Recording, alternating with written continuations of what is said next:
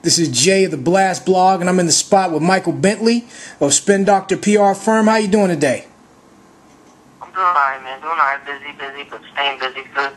Oh yeah, just being busy. That's always good. All right. First and foremost, could you tell the people a little bit about your company? Yeah, my company is founded by myself and a few other people, and I started it to help out the independent music because we're trying to make it, and that's what I do. I help musicians get to the next level. Worked with a few of the major labels. I still do, but I wanted to help out independent artists on the rise. Ah, okay. So what inspired you to want to get into this business? I've been in the entertainment business my whole life, and just grew up in it, and it's just a part of me, I think. Ah, yeah, it's just in you to just do this, huh? I think so. I have a lot of connections that I can help people out, and I like to find talent. That's always been a part of what I like to do as far as music or whatever it may be, videos, music, or just movies or anything. I like to find stuff, so I like to help people get to the next level that are having trouble. Oh yeah. So how do you find the talent? What avenues do you take, or what channels do you go through to get at the artists or people in the entertainment industry? You mean how do I help out artists? Well, not yet. I'm gonna get to that question.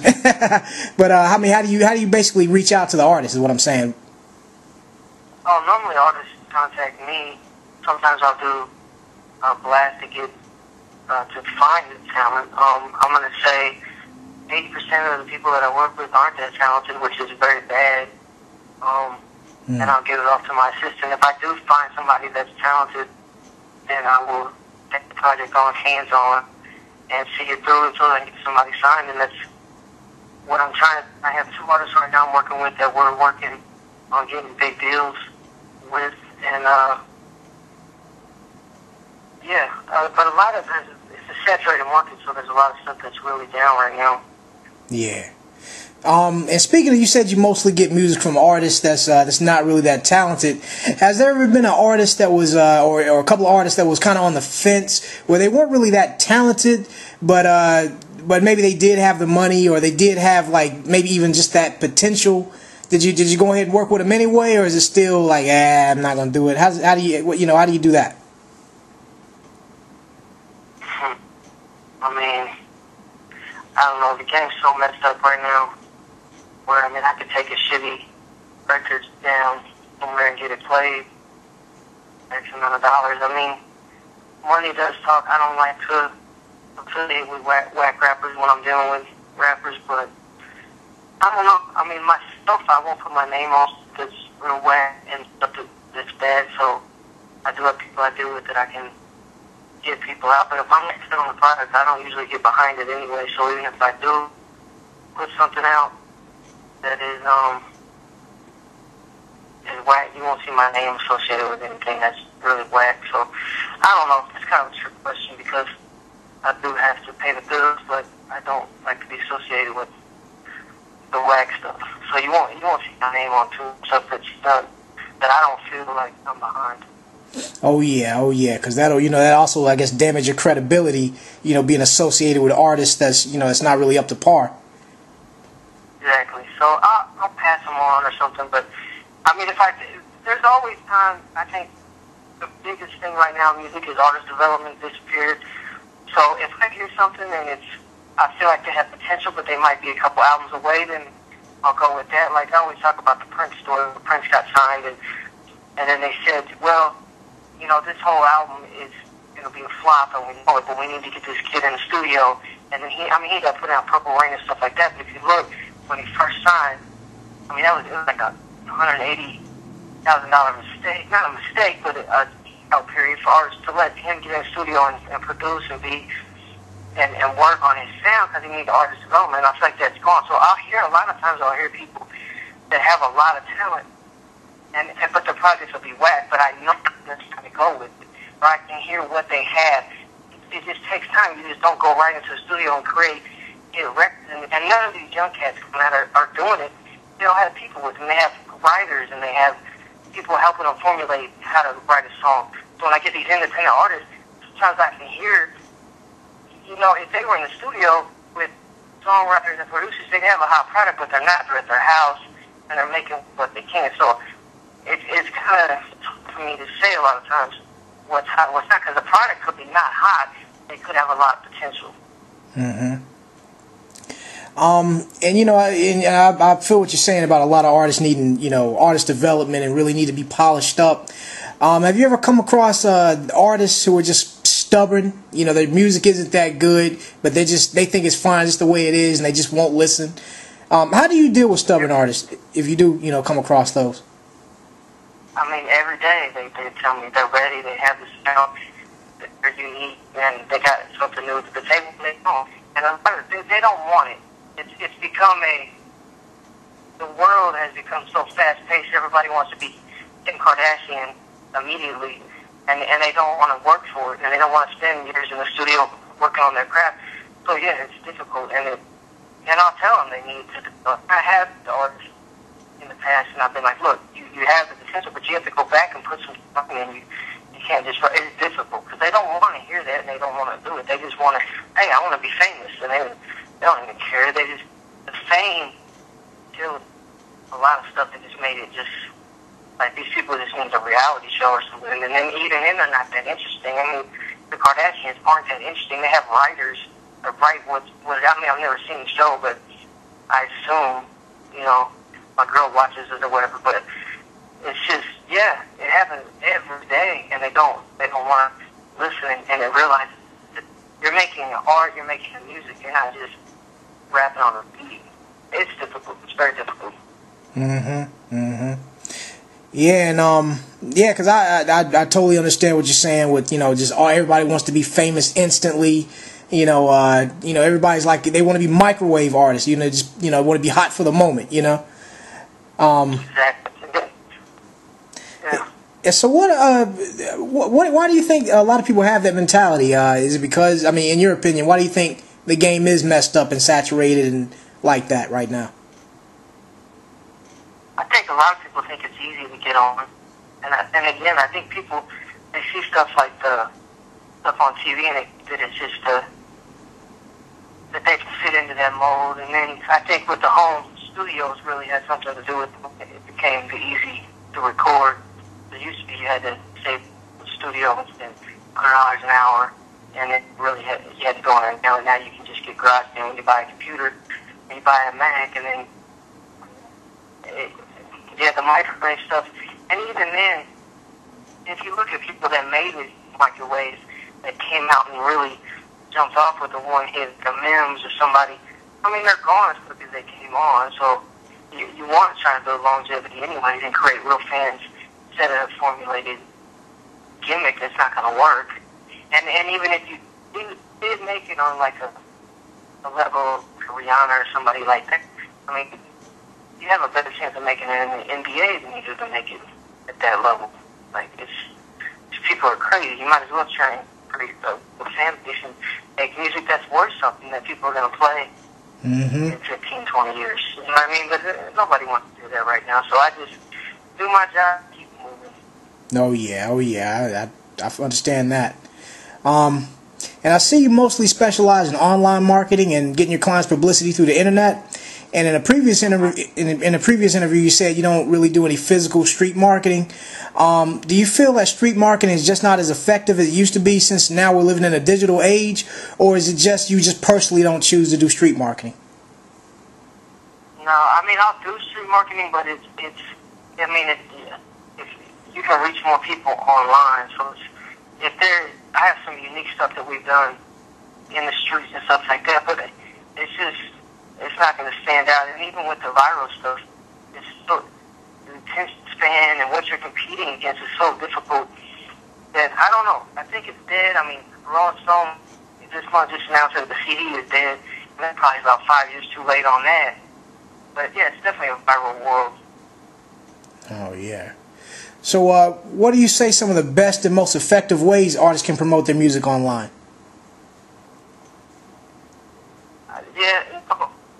Everybody wants these big blogs, and they think one person is going to put them on and stuff like that, and it's just like it doesn't work like that. Like, yeah, I can help people get on, but you have to be doing so much on your own before, like I'm an A&R, and so I can middleman, take your stuff to the label, to look, here, we can get a deal. But you have to be doing shows. You have to have every YouTube views, I mean, real unique videos and stuff like that. Like, and I would just say, if you're an artist, you have to, there's probably a list of 500 things that I could give you that I would say, if you're an artist, here, these 500 things you need to go do on your own. When you're done with these 500 things, you come to me and I'll take you to the label. Now, a lot of these people don't get it, and I help out a lot of people with that. And I've done marketing plans for some of the biggest labels, some of the smallest labels, and everybody in between. But you have to really, really want to do it and put in the work. It's not overnight. You have to go and say, like I said, I can give these artists 500 things that they could go do without me, on their own. And then they can come to me and I can say, okay, now you're ready to go to a label. But if you just want to get popping on the internet, that is a part of it. You have to do that. So that's where I do come in, and that's where I guess the artists need me. You know, so what are just some of those 500 things? I don't expect you to say the whole list, but like just off the top, what are just some of those things artists really need to work on before they even try to come to you? You know, I mean, you have to have a live show. You have to be performing locally. You need to be contacting the local radio station and be like, look, I know you have to play X amount of local information, local songs per year. How do I fit into that category? Even if I get my song played once. Are all my songs on YouTube? Are all my songs on YouTube with lyrics? I mean, do I have distribution already through iTunes? My song should already be on iTunes. I mean, you go out there and you can get that. You get it for like $4. All my songs should be on iTunes. All my songs should be on a long list of SoundCloud and SoundClick and all these sites for free. Is my social media up to date? Do I have a Twitter going? Is my Twitter effective? Fans being interactive with me instead of just saying just dumb stuff. People have to be connected. It's too much. It's 500 things, like I said. I mean, there's a ton of things that they could do on their own. Oh yeah. You're right. Yeah. I mean, branding, logos. You have your logo, so when you do pop up, your shirts are available because nobody's gonna buy your single, but they might buy your shirt. How do your logos look? You need a logo, I can get you a logo, but you have to be ready for those things. Oh yeah, and there's a lot of mistakes that artists make, because they don't have that proper guidance. But what are some of the common mistakes you see, like just over and over again, like just that a common theme that you always see with artists? Oh, what would you say that is? Number one is they think somebody's going to put them on every time. They think that if anybody's going to put you on, you're going to put yourself on. Yes, people can help you, but go out there and do it yourself. Put in 80 hours a week on your own project for 6 months.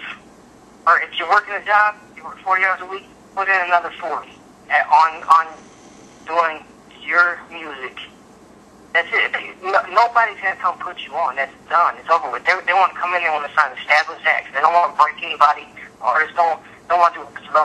The labels don't want to do it. Work on your product, your brand, and build it. And don't worry about what anybody says. Do you, and don't focus on formulating any type of hit. Just go out there and put in 6 months, 40 hours a week of doing this, and don't worry about trying to find somebody to put you on. Yes, people like myself can help, but there's no gatekeepers anymore. If you're buzzing enough, the labels will come. Oh yeah. Now getting back to the the history of yourself and yourself in the industry, who are some of the clients you've worked with throughout the years? Oh man, I've worked on a ton of projects.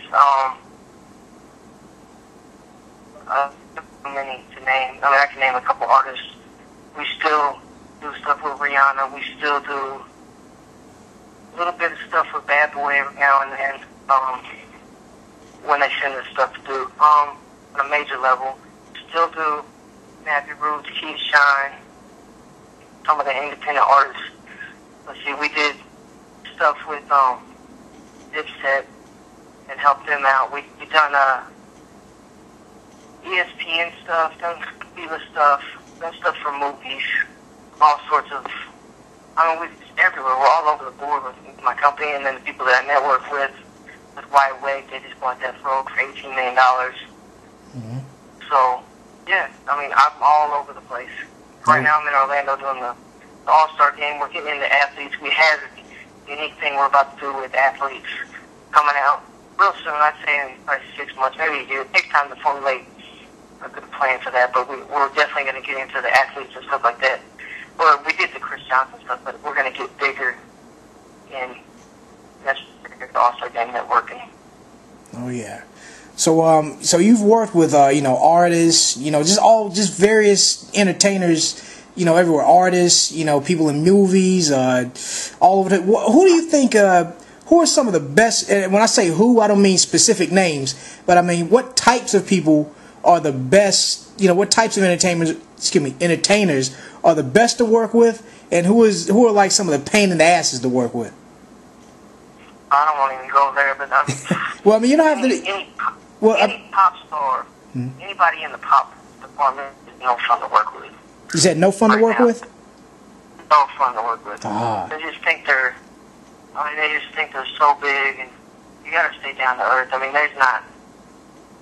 And then I would say the best. You know what? The Wu-Tang. I'm saying they've been the most. I've dealt with them for years, and they've always been the best. And down to everybody in the world, down to earth. Like, just real good to work with. And I think a lot of people should take note of that, because think about how long their longevity in the game has something to do with that. Mm-hmm. Because they're humble. They not be the biggest stars in the world, but they've been in the game a long time. So the Wu-Tang, I think that's the Wu. I love the Wu. But not just the music, though. They're humble, and they understand just people, and that they're just down to earth. Yeah. Oh, okay. Yeah, because I guess that's the you have to be that way in this business. You want to make it far. I think so. I think so. Oh yeah, because you never know who somebody's gonna be, and you burn bridges. You can't cross back over. Yeah, exactly. Yeah. In recent history, off the top of your head, what do you think some of the 4 biggest achievements that Spin Doctor is the 4 biggest achievements that for Spin Doctor in recent history? One would be the Wide Awake. Like I said, they just bought Death Row. The evil deal that we have to distribute music has been gigantic. Our Vivo is very unique, so that in there too, because now we're able to help out and get artists' Vivo channels, and that was always something I'm proud of. So those things are good. I think, and then helping these artists get to the next level. We do help artists if they have talent and they're willing to put in the work. That's the key. You have to be able to put in the work yourself, and that's been the biggest thing with me. Is developing these acts and helping people. So the evil stuff with Wide Awake, the Vivo channel, when we were able to get that for indie artists was huge, because indie artists before. We were like one of the first people to get them for indie artists, and then helping these people get to the next level. Then if they're willing to work. I know it's only 3, but that's all you're gonna get today. Yeah, well, that's fine. Any answer is good. And right now you're pushing this new affordable $99 promo package. What all does this package include? Right now, that package, what we do is network with sites that are established of up-and-coming artists. For the $99, it's just a quick plan to help you see what's going on in the industry. When you finish your singles, you finish your video, we get it out there. It's not exactly something that's going to get you signed, or it's going to do it's a start. It shows you, okay, I need to be doing this. Mm-hmm. Wow, I need to probably be doing this every month. What am I doing? If I'm not on these sites, at least these sites, or more every month, I'm slacking. Mm-hmm. And you need to build. You need to build, and you don't have to build through us. I hope you do, but you come to us and you're like, okay, I need to go somewhere else. That's fine. But you you need to have that online presence. That's what we create. And you need to have it. It has to be steady. You can't put something out and then wait 8 months and put something else out. You need to steadily hit people so they can see what you're about. And they want to watch you grow. The people want to watch you grow. You come out and you say, this single's not great, and I say this single's not great, but it has potential, put it out. And then when your next song comes out, it gets a little bit better. People want to see that growth. And they want to hear it. They want to see you get better. And they want to show their friends, hey, I heard him back when he was doing this, or he's doing this, he's about to do this. And people want to see it, and that's what we can help you do. Mm-hmm. Oh yeah, oh yeah. So this package is just for a month. I mean, and then another month, like, you know, have to keep re-upping, or how long is the campaign? Oh, the $99 campaign is just 2 weeks, and that's just, we just show people what we can do and some of the stuff that we do. It's just like a trial. We have other plans. We'll set plans up that we set up with people. You know, if you have $200 a month and you want to come to us every month, we can set that up. If you just have $100 a month, we can set that up. Normally we start about $200 a month. But we have $500 plans, $1,000 plans that's run every month with people. So the 99 is just saying, okay, here's what we're going to give you. These are some sites you need to get on, and there's a bunch more that you need to get on as well. So you need to grow. You need to, if it's a product, you don't need to let it sit just because your friends like it and you like it, and then it gets old to you. There's so many people in this world that haven't fit. You need to get it out. Mm-hmm. Oh yeah. So we get your product out. That's what you need to do. Oh yeah, oh yeah. So let me ask you this: who are some of the artists that you're feeling right now? This is just like not as clients, but just in general. Just who do you personally, you know, as a fan, who are you feeling? Man, I don't even play any of this new stuff. I play stuff 10 years and older. You know, I just don't buy into. Yeah, because I mean, I don't know. I mean, I think Slaughterhouse is killing it lyrically right now, and I think they do have a tad bit of corniness to them, but I think they're bringing up lyrics right now, which is good because lyrics need to come back in. But I don't know. I play a lot of older stuff, so it's really hard for me to say on the pop scene. I don't care about it. It's 10 years and older. What I was doing. Oh yeah, oh yeah. All right. Is there anything else you'd like to plug, or anything you'd like to add in this interview? No, I mean, just hit me up, and if you're an artist out there and you're trying to get to the next level, hit me up to design a marketing plan for you, to help you brand, to push your single. It can take up to 9 months to a year to break one single. So, I mean, really get behind it and get ready to go into a grind. If you need somebody to set up a marketing plan, contact me. I've done it. I do it. If you need somebody to help you get blog placements, if you want the bigger blogs, if you want a blog specifically, hit me up and we can target that blog. But you want to target about 80 blogs, not just one. So just contact me, and that's about it. Definitely. And you want to? We're also going to have your info in the in the information box.